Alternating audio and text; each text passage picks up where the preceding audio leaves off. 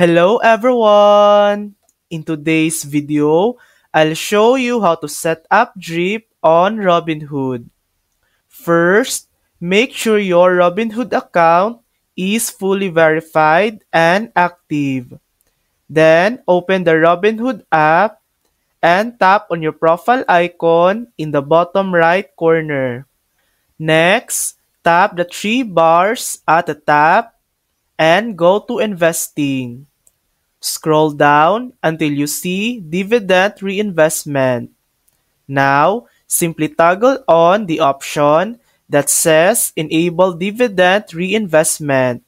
Once enabled, Robinhood will automatically reinvest your earned dividends into the same stock or ETF, helping your investments grow over time.